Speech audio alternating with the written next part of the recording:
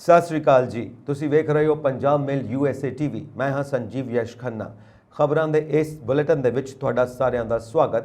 ਖਬਰਾਂ ਦੇ ਇਸ ਬੁਲੇਟਿਨ ਦੇ ਸਪਾਂਸਰਸ ਨੇ ਰੀਮੈਕਸ ਦੇ ਰੀਅਲਟਰ ਗੁਰਜਤਿੰਦਰ ਸਿੰਘ ਰੰਧਾਵਾ। ਤੁਸੀਂ ਹਰ ਪ੍ਰਕਾਰ ਦੀ ਪ੍ਰਾਪਰਟੀ ਖਰੀਦਣ ਅਤੇ ਵੇਚਣ ਲਈ ਉਹਨਾਂ ਨੂੰ ਸੰਪਰਕ ਕਰ ਸਕਦੇ ਹੋ। ਰੀਮੈਕਸ ਰੀਅਲ ਐਸਟੇਟ ਦੀ ਦੁਨੀਆ ਦਾ ਮੰਨਿਆ ਪਰਮੰਨਿਆ ਨਾਂ। Phone number 9163209444 9163209444। ਹੁਣ ਪੇਸ਼ ਨੇ ਚੋਣ ਦੀਆਂ ਖਬਰਾਂ। ਕੈਨੇਡਾ ਵਿੱਚ ਪ੍ਰਵਾਸੀਆਂ ਦੀ ਵਸੋਂ 83 ਲੱਖ ਤੋਂ ਟੱਪੀ। ਜੇਕਰ 2024 ਚ ਬਣਿਆ ਰਾਸ਼ਟਰਪਤੀ ਤਾਂ ਭਾਰਤ ਅਮਰੀਕਾ ਦੇ ਸੰਬੰਧ ਹੋਰ ਕਰਾਂਗਾ ਮਜ਼ਬੂਤ, ਡੋਨਾਲਡ ਟਰੰਪ। ਅਮਰੀਕਾ ਦਾ ਨਵਾਂ ਐਲਾਨ, ਯੂਕਰੇਨ ਨੂੰ ਭੇਜੇਗਾ 27 ਕਰੋੜ ਡਾਲਰ ਦੀ ਵਾਧੂ ਸਹਾਇਤਾ। ਰੂਸ ਵੱਲੋਂ ਅਮਰੀਕਾ ਦੇ ਉਪਗ੍ਰਹਾਂ ਤੇ ਹਮਲੇ ਦੀ ਚੇਤਾਵਨੀ। ਮਾਨ ਸਰਕਾਰ ਨੇ ਜ਼ਮੀਨ ਜਾਇਦਾਦਾਂ ਦੀ NOC ਪ੍ਰਕਿਰਿਆ ਕੀਤੀ 15 ਦਿਨ। NRIs ਨੂੰ ਮਿਲੇਗੀ ਹੋਰ ਵੀ ਸਹੂਲੀਅਤ।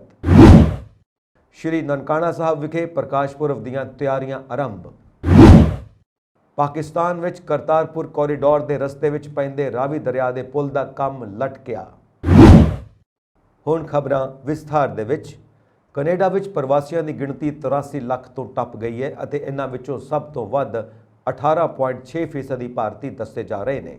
2021 ਦੀ ਮਰਦਮਸ਼ੁਮਾਰੀ ਦੇ ਅੰਕੜਿਆਂ ਮੁਤਾਬਿਕ ਕੈਨੇਡਾ ਦੀ ਕੁੱਲ ਆਬਾਦੀ ਦਾ 23% ਪ੍ਰਵਾਸੀ ਰਹਿ ਰਹੇ ਨੇ ਅਤੇ ਇਸ ਵੇਲੇ ਕੈਨੇਡਾ ਆ ਰਹੇ ਹਰ 5 ਵਿੱਚੋਂ ਇੱਕ ਪ੍ਰਵਾਸੀ ਦਾ ਜਨਮ ਭਾਰਤ ਵਿੱਚ ਹੋਇਆ ਹੈ। 2016 ਤੋਂ 2021 ਦਰਮਿਆਨ ਹਰ 5 ਨਵੇਂ ਕਾਮਿਆਂ ਵਿੱਚੋਂ 4 ਪ੍ਰਵਾਸੀ ਸਨ ਅਤੇ ਇਹ ਅੰਕੜਾ ਦੇਖ ਕੇ ਆਖਿਆ ਜਾ ਸਕਦਾ ਹੈ ਕਿ ਦੇਸ਼ ਦੇ ਆਰਥਿਕ ਵਿਕਾਸ ਵਿੱਚ ਕਿੰਨਾ ਵੱਡਾ ਯੋਗਦਾਨ ਪ੍ਰਵਾਸੀਆਂ ਵੱਲੋਂ ਪਾਇਆ ਜਾ ਰਿਹਾ ਹੈ।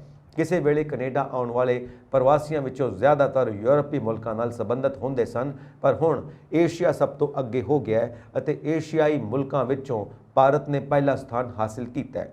ਇਮੀਗ੍ਰੇਸ਼ਨ ਮੰਤਰੀ ਸ਼ੌਨ ਫਰੇਜ਼ਰ ਨੇ ਕਿਹਾ ਕਿ ਕੈਨੇਡਾ ਪ੍ਰਵਾਸੀਆਂ ਦਾ ਮੁਲਕ ਹੈ, ਜਿਨ੍ਹਾਂ ਵੱਲੋਂ ਇੱਥੋਂ ਦੇ ਸਕੂਲਾਂ, ਹਸਪਤਾਲਾਂ ਅਤੇ ਬੁਨਿਆਦੀ ਸਮਾਜਿਕ ਸੇਵਾਵਾਂ ਵਿੱਚ ਯੋਗਦਾਨ ਪਾਇਆ ਜਾ ਰਿਹਾ ਹੈ।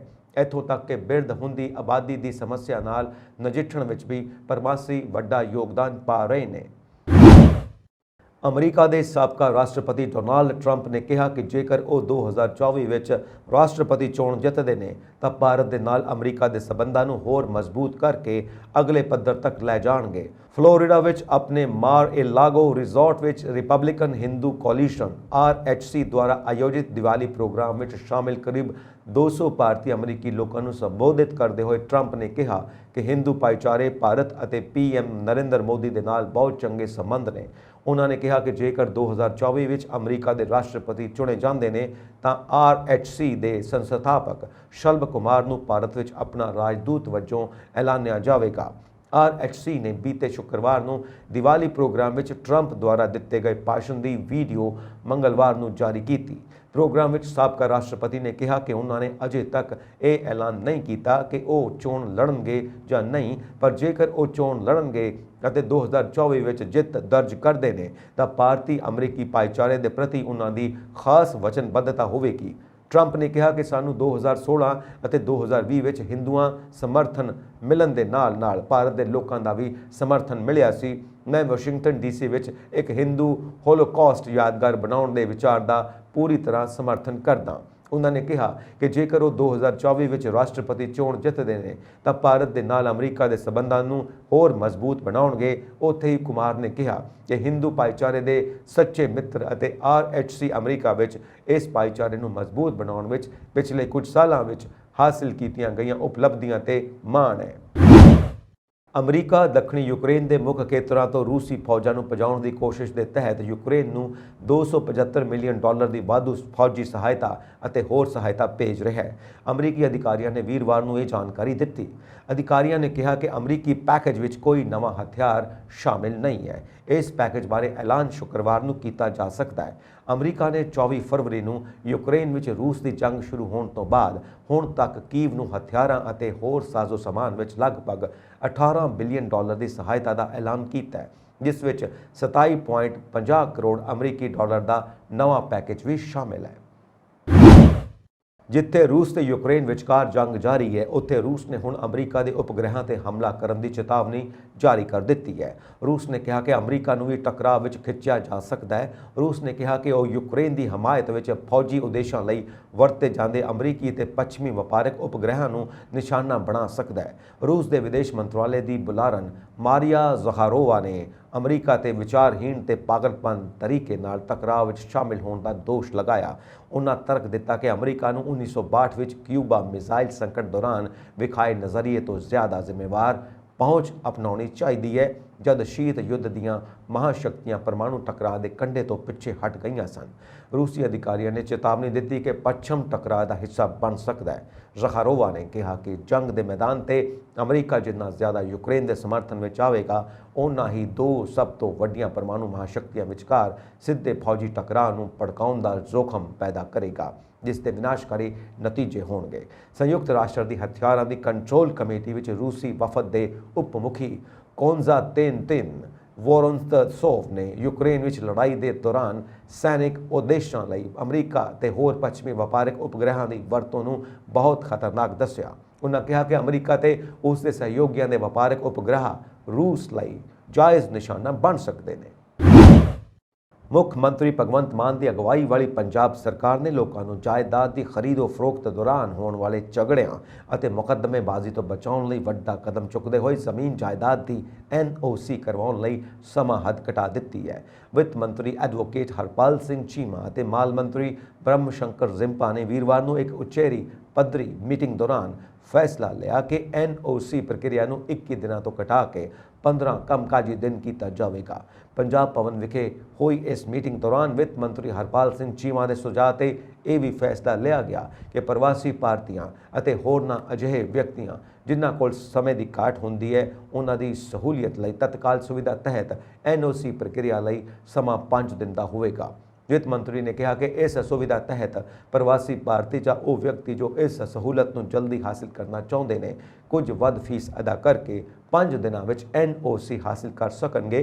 ਇਸੇ ਦੌਰਾਨ ਕੈਬਨਿਟ ਮੰਤਰੀਆਂ ਵੱਲੋਂ NOC ਦੀ ਆਨਲਾਈਨ ਪ੍ਰਕਿਰਿਆ ਤੇ ਨਜ਼ਰ ਰੱਖਣ ਲਈ ਮਾਲ ਵਿਭਾਗ ਦੇ ਸਬ ਰਜਿਸਟਰਾਰ ਨੂੰ ਲੌਗਇਨ ID ਅਤੇ ਪਾਸਵਰਡ ਮੁਹੱਈਆ ਕਰਨ ਦਾ ਫੈਸਲਾ ਕਰਵਾਇਆ ਗਿਆ, ਤਾਂ ਕਿ ਉਹ ਰਜਿਸਟਰੀ ਮੌਕੇ ਅਸਲੀ ਅਤੇ ਜਾਲੀ NOC ਦਾ ਪਤਾ ਲਗਾ ਸਕੇ। ਇਸ ਨਾਲ ਜਾਲੀ NOC ਕਾਰਨ ਹੋਈ ਰਜਿਸਟਰੀ ਦੇ ਮਾਮਲੇ ਵਿੱਚ ਸਬੰਧਤ ਅਧਿਕਾਰੀ ਦੀ ਜ਼ਿੰਮੇਵਾਰੀ ਤੈਅ ਕੀਤੀ ਜਾ ਸਕੇਗੀ ਅਤੇ ਧੋਖਾਧੜੀ ਕਰਨ ਵਾਲੇ ਵਿਅਕਤੀਆਂ ਵਿਰੁੱਧ ਸਮੇਂ ਸਿਰ ਅਪਰਾਧਿਕ ਮਾਮਲੇ ਦਰਜ ਕਰਨ ਵਿੱਚ ਵੀ ਸਹਾਇਤਾ ਮਿਲੇਗੀ। ਮੀਟਿੰਗ ਦੌਰਾਨ ਲੋਕਾਂ ਦੀ ਸਹੂਲੀਅਤ ਲਈ ਵਸੀਕਾ ਨਵੀਸਾਂ ਦੇ ਨਵੇਂ ਲਾਇਸੈਂਸ ਜਾਰੀ ਕਰਨ ਦਾ ਵੀ ਫੈਸਲਾ ਕੀਤਾ ਗਿਆ।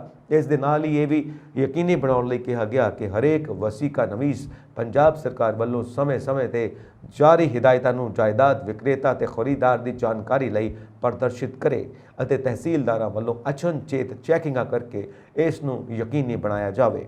ਮੀਟਿੰਗ ਦੌਰਾਨ ਇਹ ਵੀ ਫੈਸਲਾ ਕੀਤਾ ਗਿਆ ਕਿ ਲੋਕਾਂ ਨੂੰ ਅਧਿਕਾਰਿਤ ਅਤੇ ਅਣਅਧਿਕਾਰਿਤ ਰਿਹਾਇਸ਼ੀ ਕਲੋਨੀਆਂ ਬਾਰੇ ਜਾਣੂ ਕਰਵਾਉਣ ਲਈ ਸੂਬੇ ਭਰ ਦੀਆਂ ਸਾਰੀਆਂ ਅਧਿਕਾਰਿਤ ਕਲੋਨੀਆਂ ਦੀ ਸੂਚੀ ਨੂੰ ਮਾਲ ਮਕਾਨ ਉਸਾਰੀ ਤੇ ਸਥਾਨਕ ਸਰਕਾਰਾਂ ਦੀਆਂ ਵਿਭਾਗੀ ਵੈਬਸਾਈਟਾਂ ਤੇ ਪ੍ਰਕਾਸ਼ਿਤ ਕੀਤਾ ਜਾਵੇਗਾ।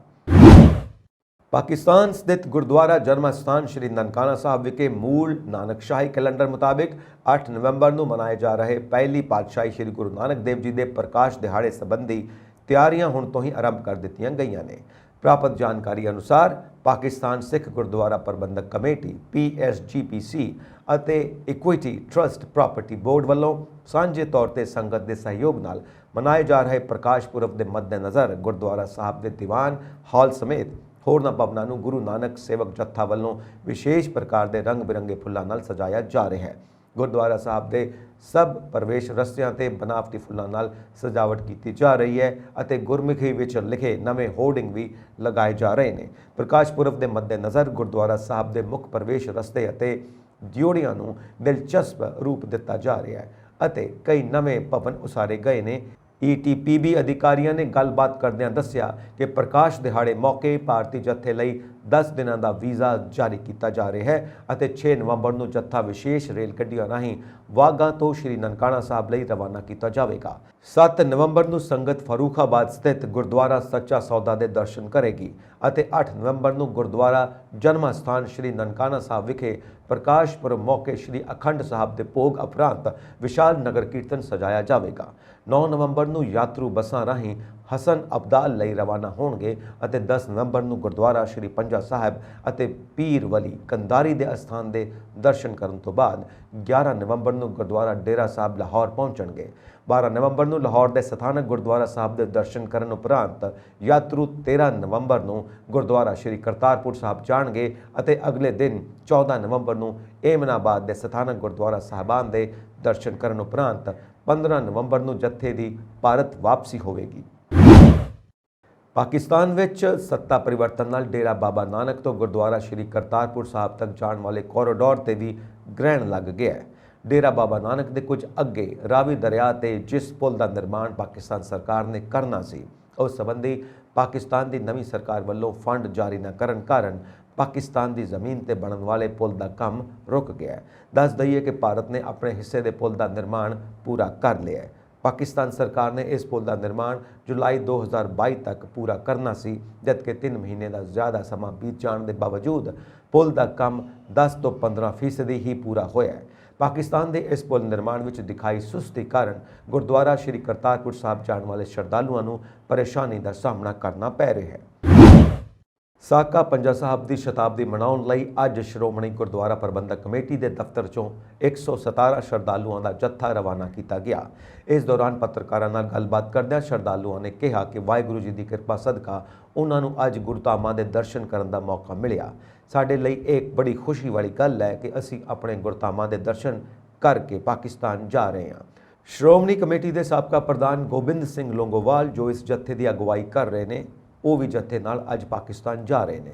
ਇਸ ਮੌਕੇ ਮੀਡੀਆ ਨਾਲ ਗੱਲਬਾਤ ਕਰਦੇ ਹੋਏ ਉਹਨਾਂ ਨੇ ਕਿਹਾ ਕਿ ਅੱਜ ਸ਼੍ਰੋਮਣੀ ਕਮੇਟੀ ਵੱਲੋਂ 117 ਸ਼ਰਧਾਲੂਆਂ ਦਾ ਜੱਥਾ ਪਾਕਿਸਤਾਨ ਸਾਕਾ ਸ਼੍ਰੀ ਪੰਜਾ ਸਾਹਿਬ ਦੀ 500 ਸਾਲਾ ਸ਼ਤਾਬਦੀ ਮਨਾਉਣ ਜਾ ਰਿਹਾ ਹੈ।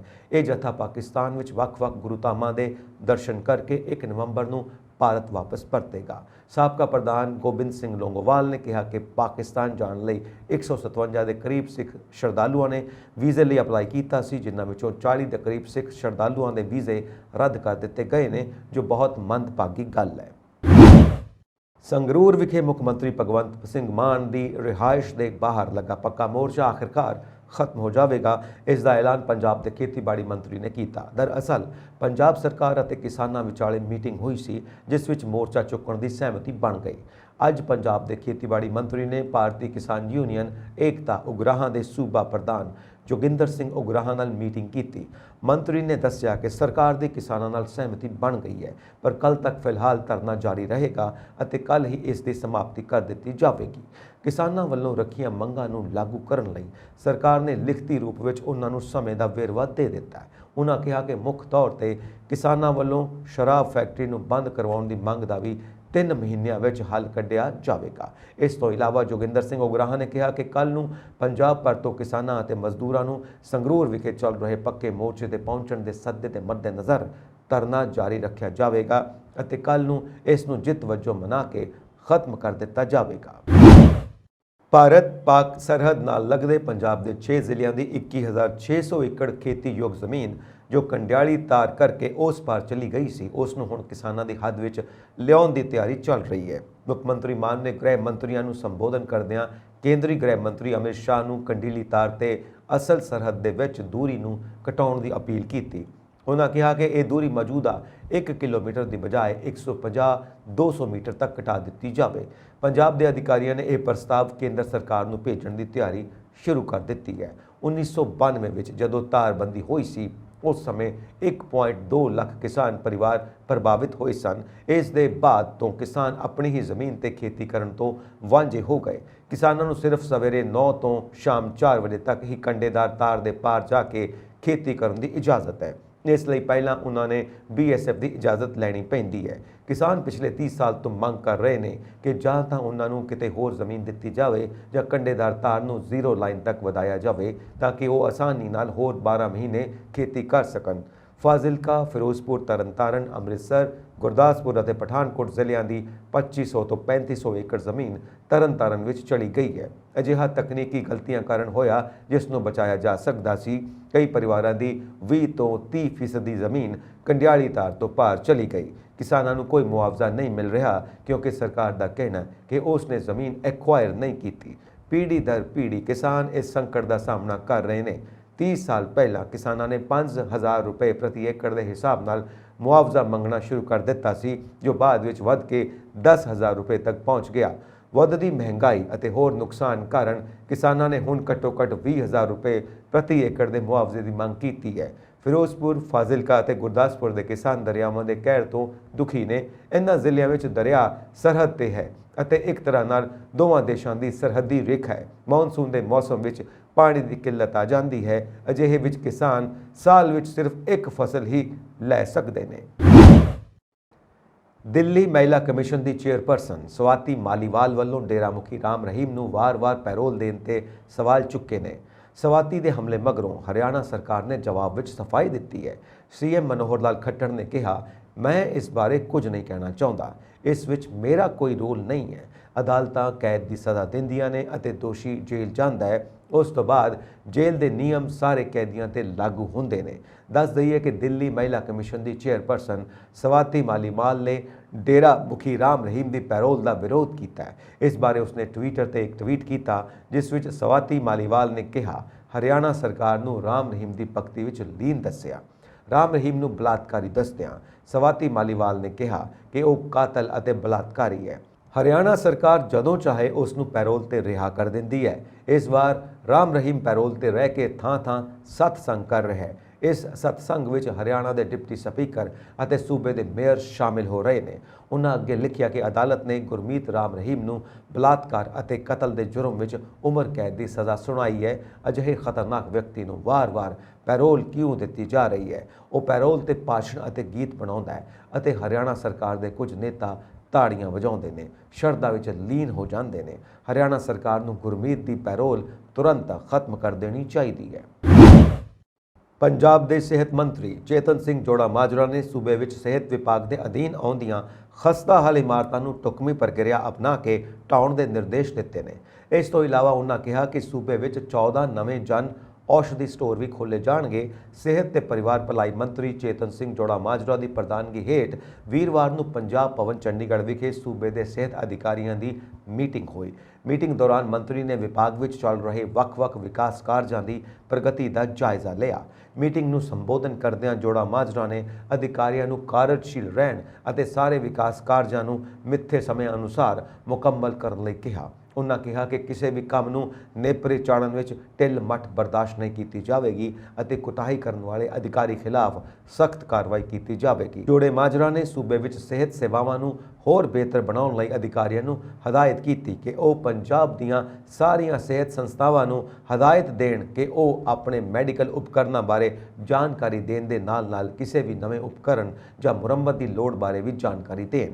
ਇਸ ਸੰਬੰਧੀ ਬਜਟ ਵਿੱਚ ਵਿਵਸਥਾ ਕੀਤੀ ਗਈ ਹੈ। ਸਿਹਤ ਮੰਤਰੀ ਨੇ ਪੰਜਾਬ ਦੀਆਂ ਸਿਹਤ ਸੰਸਥਾਵਾਂ ਨੂੰ ਖਰਾਬ ਜਾਂ ਅਣਵਰਤੇ ਉਪਕਰਨਾਂ ਦੇ ਨਿਪਟਾਰੇ ਲਈ ਕਾਰਵਾਈ ਕਰਨ ਲਈ ਆਖਿਆ ਤਾਂ ਜੋ ਹਸਪਤਾਲਾਂ ਵਿੱਚ ਖਾਲੀ ਪਈ ਥਾਂ ਨੂੰ ਖਾਲੀ ਕਰਵਾਇਆ ਜਾ ਸਕੇ। ਮੰਤਰੀ ਨੇ ਹਸਪਤਾਲਾਂ ਵਿੱਚ ਸਫਾਈ ਦੇ ਰੱਖ ਰਖਾਓ ਲਈ ਠੇਕੇ ਦੀ ਸਥਿਤੀ ਬਾਰੇ ਵੀ ਜਾਣਕਾਰੀ ਲਈ ਅਤੇ ਅਧਿਕਾਰੀਆਂ ਨੂੰ ਹਸਪਤਾਲਾਂ ਦੀ ਬਿਹਤਰ ਦੇਖਭਾਲ ਨੂੰ ਯਕੀਨੀ ਬਣਾਉਣ ਲਈ ਕਿਹਾ। ਉਹਨਾਂ ਕਿਹਾ ਕਿ ਖਸਤਾ ਹਾਲਤ ਵਾਲੀਆਂ ਪੁਰਾਣੀਆਂ ਇਮਾਰਤਾਂ ਨੂੰ ਉਚਿਤ ਪ੍ਰਕਿਰਿਆ ਅਪਣਾਉਂਦੇ ਹੋਏ ਡਿਗਾ ਦਿੱਤਾ ਜਾਵੇ। ਪੰਜਾਬ ਦੇ ਸਰਕਾਰੀ ਹਸਪਤਾਲਾਂ ਵਿੱਚ 25 ਜਨ ਔਸ਼ਧੀ ਸਟੋਰ ਪਹਿਲਾਂ ਹੀ ਕਿਫਾਇਤੀ ਦਰਾਂ ਤੇ ਦਵਾਈਆਂ ਮੁਹੱਈਆ ਕਰਵਾ ਰਹੇ ਨੇ। ਲੋਕਾਂ ਦੀ ਸਹੂਲੀਅਤ ਲਈ ਅਜਿਹੇ 14 ਹੋਰ ਸਟੋਰ ਖੋਲ੍ਹਣ ਦੀ ਯੋਜਨਾ ਹੈ। ਉਹਨਾਂ ਨੇ ਅਧਿਕਾਰੀਆਂ ਨੂੰ ਮੁਲਾਜ਼ਮਾਂ ਦੇ ਮੈਡੀਕਲ ਬਿਨਾਂ ਦੀ ਅਦਾਇਗੀ ਨੂੰ ਲੈ ਕੇ ਕਿਸੇ ਵੀ ਬਕਾਇਆ ਮਾਮਲੇ ਨੂੰ ਨਿਪਟਾਉਣ ਲਈ ਵੀ ਕਿਹਾ। ਪੋਆ ਤੋਂ ਸਾਬਕਾ ਕਾਂਗਰਸੀ ਵਿਧਾਇਕ ਜੋਗਿੰਦਰਪਾਲ ਦੇ ਘਰ, ਫਾਰਮ ਹਾਊਸ ਤੇ ਕ੍ਰੈਸ਼ਰ ਤੇ ਇਨਕਮ ਟੈਕਸ ਦੀ ਟੀਮ ਨੇ ਛਾਪੇਮਾਰੀ ਕੀਤੀ। ਜੋਗਿੰਦਰਪਾਲ ਦੇ ਕਈ ਨਜ਼ਦੀਕੀਆਂ ਦੇ ਘਰਾਂ ਵਿੱਚ ਵੀ ਇਨਕਮ ਟੈਕਸ ਦੀ ਛਾਪੇਮਾਰੀ ਜਾਰੀ ਹੈ। ਸਾਬਕਾ ਵਿਧਾਇਕ ਜੋਗਿੰਦਰਪਾਲ ਆਪਣੇ ਕਾਰਜਕਾਲ ਦੌਰਾਨ ਅਕਸਰ ਸੁਰਖੀਆਂ ਵਿੱਚ ਰਹਿੰਦੇ ਸਨ। ਆਪਣੇ ਕਾਰਜਕਾਲ ਦੌਰਾਨ ਜਮ੍ਹਾਂ ਕੀਤੀ ਗਈ ਆਮਦਨ ਤੇ ਉਸ ਦੇ ਸਰੋਤਾਂ ਨੂੰ ਲੈ ਕੇ ਪਿਛਲੇ ਲੰਮੇ ਸਮੇਂ ਤੋਂ ਇਨਕਮ ਟੈਕਸ ਵਿਭਾਗ ਦੀ ਨਜ਼ਰ ਸਾਬਕਾ ਵਿਧਾਇਕ ਤੇ ਸੀ। ਇਸੇ ਕਾਰਨ ਜੋਗਿੰਦਰਪਾਲ ਦੇ ਘਰ ਸੁਜਾਨਪੁਰ ਵਿੱਚ ਇਨਕਮ ਟੈਕਸ ਦੀ ਟੀਮ ਨੇ ਛਾਪੇਮਾਰੀ ਕੀਤੀ। ਇਸ ਤੋਂ ਇਲਾਵਾ ਉਹਨਾਂ ਦੇ ਕ੍ਰਸ਼ਰ ਫਾਰਮ ਹਾਊਸ ਤੇ ਵੀ ਟੀਮ ਪਹੁੰਚੀ ਹੈ। ਪਠਾਨਕੋਟ ਜ਼ਿਲ੍ਹੇ ਵਿੱਚ ਉਹਨਾਂ ਦੇ ਕਈ ਨਜ਼ਦੀਕੀ ਲੋਕਾਂ ਤੇ ਵੀ ਟੀਮ ਨੇ ਛਾਪੇਮਾਰੀ ਕੀਤੀ। ਦੁਨੀਆ ਦੀ ਪ੍ਰਸਿੱਧ ਮਾਈਕਰੋ ਬਲੌਗਿੰਗ ਐਪ ਟਵਿੱਟਰ ਹੁਣ ਦੁਨੀਆ ਦੇ ਸਭ ਤੋਂ ਅਮੀਰ ਐਲਨ ਮਸਕ ਦੀ ਹੋ ਗਈ ਹੈ। ਮਸਕ ਨੇ ਇਸ ਦੀ ਕਮਾਨ ਸੰਭਾਲਦੇ ਹੀ CEO ਪਰਾਗ ਅਗਰਵਾਲ ਸਮੇਤ ਕਈ ਉੱਚ ਅਧਿਕਾਰੀਆਂ ਨੂੰ ਬਰਖਾਸਤ ਕਰ ਦਿੱਤਾ। ਟੈਸਲਾ ਦੇ CEO ਐਲਨ ਮਸਕ ਸ਼ੁੱਕਰਵਾਰ ਨੂੰ ਟਵਿੱਟਰ ਪ੍ਰਾਪਤੀ ਦੇ ਸਮੇਂ ਸੀਮਾ ਖਤਮ ਹੋਣ ਤੋਂ ਪਹਿਲਾਂ ਇਸ ਦੇ ਨਵੇਂ ਮਾਲਕ ਬਣ ਗਏ। ਖਬਰਾਂ ਮੁਤਾਬਕ ਮਸਕ ਦੇ ਮਾਲਕ ਬਣਨ ਤੋਂ ਬਾਅਦ ਹੀ ਟਵਿੱਟਰ ਦੇ ਮੁੱਖ ਕਾਰਜਕਾਰੀ ਅਧਿਕਾਰੀ CEO ਪਰਾਗ ਅਗਰਵਾਲ ਅਤੇ ਮੁੱਖ ਵਿੱਤੀ ਅਧਿਕਾਰੀ CFO ਨੇਡ ਸੇਗਲ ਨੂੰ ਬਰਖਾਸਤ ਕਰ ਦਿੱਤਾ ਗਿਆ। ਉਹਨਾਂ ਨੂੰ ਟਵਿੱਟਰ ਦੇ ਹੈੱਡਕੁਆਰਟਰ ਤੋਂ ਬਾਹਰ ਕੱਢੇ ਜਾਣ ਦੀ ਖਬਰ ਹੈ। ਨੌਕਰੀ ਤੋਂ ਕੱਢੇ ਗਏ ਸਾਬਕਾ ਅਧਿਕਾਰੀਆਂ ਵਿੱਚ ਟਵਿੱਟਰ ਦੀ ਕਾਨੂੰਨੀ ਟੀਮ ਦੇ ਮੁਖੀ ਵਿਜੇ ਗੜੇ ਦੀ ਸ਼ਾਮਿਲ ਨੇ। ਪਰਾਗ ਅਗਰਵਾਲ ਸਮੇਤ ਸਾਬਕਾ ਅਧਿਕਾਰੀ ਇਸ ਲਈ ਸਨ ਨਿਸ਼ਾਨੇ ਤੇ। ਪਰਾਗ ਅਗਰਵਾਲ, ਨੇਡ ਸੇਗਲ, ਵਿਜੇ ਗਾੜੇ ਸਮੇਤ ਟਵਿੱਟਰ ਦੇ ਚੋਟੀ ਦੇ ਅਧਿਕਾਰੀ ਐਲਨ ਮਸਕ ਦੇ ਲੰਬੇ ਸਮੇਂ ਤੋਂ ਨਿਸ਼ਾਨੇ ਤੇ ਸਨ।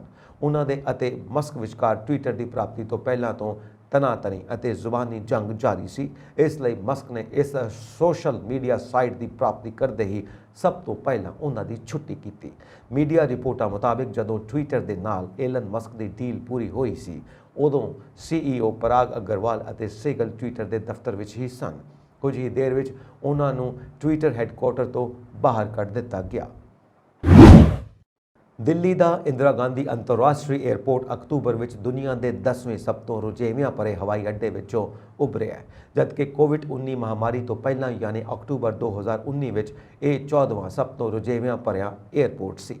ਗਲੋਬਲ ਯਾਤਰਾ ਨਾਲ ਸੰਬੰਧਿਤ ਅੰਕੜੇ ਪ੍ਰਦਾਨ ਕਰਾਉਣ ਵਾਲੀ ਸੰਸਥਾ ਆਫੀਸ਼ੀਅਲ ਏਅਰਲਾਈਨ ਗਾਈਡ OAG ਨੇ ਆਪਣੀ ਰਿਪੋਰਟ ਵਿੱਚ ਇਹ ਜਾਣਕਾਰੀ ਦਿੱਤੀ ਹੈ। ਰਿਪੋਰਟ ਦੇ ਅਨੁਸਾਰ ਹਾਰਟਸਫੀਲਡ ਜੈਕਸਨ ਦਾ ਐਟਲਾਂਟਾ ਅੰਤਰਰਾਸ਼ਟਰੀ ਏਅਰਪੋਰਟ ਅਕਤੂਬਰ ਵਿੱਚ ਸਭ ਤੋਂ ਰੁਝੇਵਿਆਂ ਭਰਿਆ ਏਅਰਪੋਰਟ ਰਿਹਾ। ਇਸ ਤੋਂ ਬਾਅਦ ਦੁਬਈ ਅਤੇ ਟੋਕੀਓ ਹਨੇਡਾ ਏਅਰਪੋਰਟ ਕ੍ਰਮਵਾਰ ਦੂਜੇ ਅਤੇ ਤੀਜੇ ਸਥਾਨ ਤੇ ਨੇ। ਰਿਪੋਰਟ ਵਿੱਚ 6ਵੇਂ ਸਥਾਨ ਤੇ ਲੰਡਨ ਹੀਥਰੋ ਏਅਰਪੋਰਟ ਅੱਡਾ ਹੈ। ਇਸ ਤੋਂ ਬਾਅਦ 7ਵੇਂ ਸਥਾਨ ਤੇ ਸ਼ਿਕਾਗੋ ਓਹਾਰੋ ਅੰਤਰਰਾਸ਼ਟਰੀ ਏਅਰਪੋਰਟ ਹੈ ਅਤੇ ਲਾਸ ਐਂਜਲਿਸ ਅੰਤਰਰਾਸ਼ਟਰੀ ਏਅਰਪੋਰਟ 9ਵੇਂ ਸਥਾਨ ਤੇ ਹੈ। OAG ਦੀ ਰੈਂਕਿੰਗ ਇਸ ਸਾਲ ਅਕਤੂਬਰ 2019 ਵਿੱਚ ਨਿਰਧਾਰਿਤ ਏਅਰਲਾਈਨ ਸਮਰੱਥਾ ਦੀ ਤੁਲਨਾ ਦੇ ਆਧਾਰ ਤੇ ਜਾਰੀ ਕੀਤੀ ਗਈ ਹੈ। ਦੁਨੀਆ ਦੇ ਚੋਟੀ ਦੇ 10 ਸਭ ਤੋਂ ਰੁਝੇਵਿਆਂ ਭਰੇ ਏਅਰਪੋਰਟ ਨੂੰ ਉਹਨਾਂ ਦੀ ਸੰਯੁਕਤ ਘਰੇਲੂ ਅਤੇ ਅੰਤਰਰਾਸ਼ਟਰੀ ਸਮਰੱਥਾ ਦੇ ਆਧਾਰ ਤੇ ਸਥਾਨ ਦਿੱਤਾ ਗਿਆ ਹੈ। OAG ਨੇ ਆਪਣੀ ਵੈਬਸਾਈਟ ਤੇ ਦਿੱਤੀ ਰਿਪੋਰਟ ਵਿੱਚ ਕਿਹਾ ਕਿ ਅਕਤੂਬਰ 2019 ਦੇ ਮੁਕਾਬਲੇ ਇਸ ਮਹੀਨੇ ਦੁਨੀਆ ਭਰ ਦੇ ਚੋਟੀ ਦੇ 10 ਹਵਾਈ ਅੱਡਿਆਂ ਵਿੱਚ ਡਲਾਸ ਫੋਰਟ ਵਰਥ 12ਵੇਂ ਤੋਂ 4ਥੇ ਸਥਾਨ ਤੱਕ, ਡੈਨਵਰ 20ਵੇਂ ਤੋਂ 5ਵੇਂ ਸਥਾਨ ਤੱਕ, ਇਸਤਾਂਬੁਲ 13ਵੇਂ ਤੋਂ 8ਵੇਂ ਸਥਾਨ ਤੱਕ ਅਤੇ ਦਿੱਲੀ 14ਵੇਂ ਤੋਂ 10ਵੇਂ ਸਥਾਨ ਤੱਕ ਅਜਿਹੇ ਏਅਰਪੋਰਟ ਨੇ ਜਿਨ੍ਹਾਂ ਦੀ ਰੈਂਕਿੰਗ ਵਿੱਚ ਸੁਧਾਰ ਹੋਇਆ। OAG ਮੁਤਾਬਿਕ ਦਿੱਲੀ ਏਅਰਪੋਰਟ ਲਈ ਸੀਟਾਂ ਦੀ ਗਿਣਤੀ 34,13,855 ਸੀ। ਇਹ ਸਨ ਅੱਜ ਦੀਆਂ ਮੁੱਖ ਖਬਰਾਂ। ਹੋਰ ਅਪਡੇਟਸ ਦੇ ਲਈ ਵੇਖਦੇ ਰਹੋ ਪੰਜਾਬ ਮੇਲ USA TV। ਸਬਸਕ੍ਰਾਈਬ ਕਰੋ ਪੰਜਾਬ ਮੇਲ USA TV। ਸਤਿ ਸ਼੍ਰੀ ਅਕਾਲ ਜੀ।